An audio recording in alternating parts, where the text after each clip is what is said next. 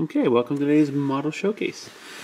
Today I'm going to cover my Gue'vesa Pathfinders.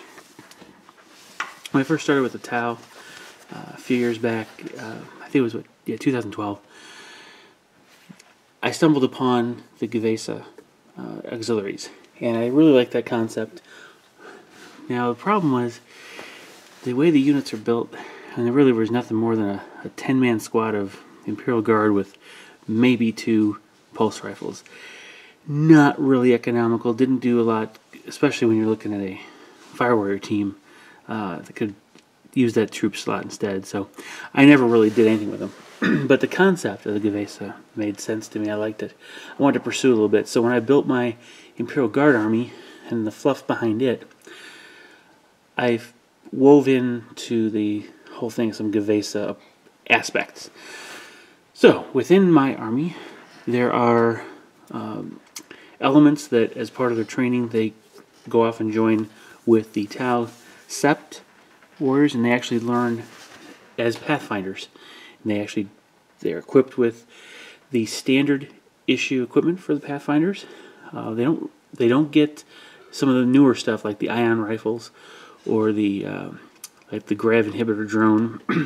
But they do get the recon drone, because that is the nature of their job, is the recon, advanced scouting, and homing beacon type positional relay kind of work. And they do get the rail rifles, because those have been around for a while. So the challenge was, how do I make them? And actually, it's really simple. You almost struggle calling this really a conversion, because it really, in my mind, doesn't count as a conversion, but it is a nice kit bash. Now the difference, in my mind, is, conversion, you're actually doing a lot of cutting and making things fit. But with a kit bash, in my mind, you're just putting different pieces from different kits together. That really isn't a correct definition, but that's just the way my mind works. So I'm going to start off with, this is, the Shazwi. See if I can get him to focus. We've got, he's bareheaded. He has the pulse carbine with the marker light, a bonding knife, as well as a regular combat blade. They all have backpacks off the heavy infantry or heavy weapon squad teams, and the left arm has a shoulder pauldron from an Imperial Guard kit, one of the extra ones. I shaved off the skull and painted it blue, which is my Sept color. And this looks a lot like the coloration and the the uniform of my Tau Pathfinder. So the actual right arm it's a Pathfinder arm. It glues in place real nice. Fits, it's very, very good fit. I didn't bother cutting the one of the fingers in half to make it look like 4 fingers. Because when you're fighting on the table, you're not worried about counting figures. You're worried about shooting them off the table. So I didn't think that was really important. But I think it's a pretty believable approach. It looks good. I mean, I like it. This is exactly what I pictured in my head. They're fully kitted out with, the canteens, the combat knives, the backpacks. Because, the theory being they're actually up front. There's even some photon grenades. They're up front scouting positions. They're away from base for a while, so they're going to have to bring their own equipment.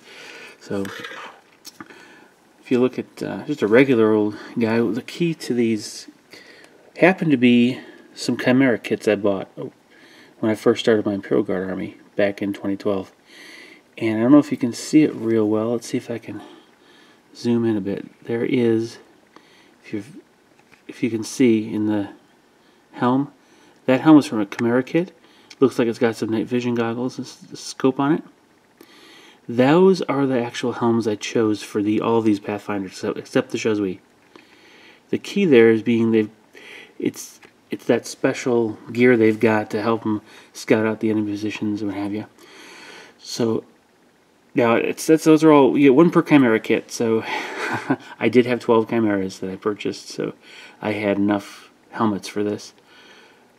And that made it very believable. Now here, I use just a standard left arm from the Pathfinder. You can see even the arm guard is the same. And again, up here in the corner, I used an Imperial Guard shoulder pauldron and left the right arm bare, just regular standard Pathfinder arm. Now all the pulse carbine models are exactly the same that way. The rail rifle one, other than the fact that it's got the rail rifle, is the same. But you can see it's got all the same gear. See if we can get it to focus here. And just using a rail rifle.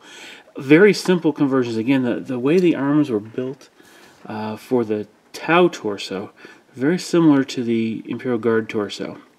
And so that's all this is. It's Acadian head, torso, and legs, Tau arms, and Imperial Guard details, with the exception of the photon grenades, which are from the Tau kit. Other than that, everything else is it's IG.